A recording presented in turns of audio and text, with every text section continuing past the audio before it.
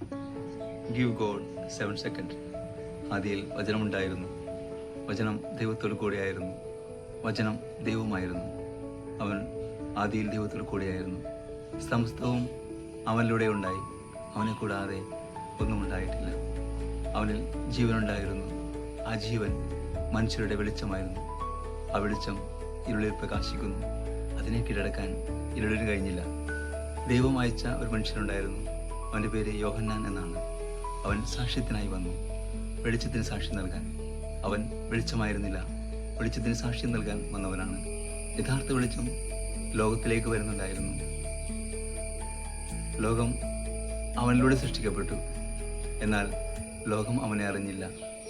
അവൻ സ്വജനത്തിൻ്റെ അടുത്തേക്ക് വന്നു, എന്നാൽ അവർ അവനെ സ്വീകരിച്ചില്ല. തന്നെ സ്വീകരിച്ചവർക്കെല്ലാം, തൻ്റെ നാമത്തിൽ വിശ്വസിക്കുന്നവർക്കെല്ലാം ദൈവമക്കളാകാൻ അവൻ കഴിവ് നൽകി. അവൻ ജനിച്ചത് രക്തത്തിൽ നിന്നോ ശാരീരിക അഭിലാഷത്തിൽ നിന്നോ പുരുഷന്റെ ഇച്ഛയിൽ നിന്നോ അല്ല, ദൈവത്തിൽ നിന്നത്രേ. യോഹന്നാൻ 1-ാം അധ്യായം 1 മുതൽ തിരുവചനങ്ങളിൽ. വചനം നമ്മെ ദൈവമക്കളാക്കി മാറ്റാനായിട്ട് ദൈവം ആഗ്രഹിക്കും.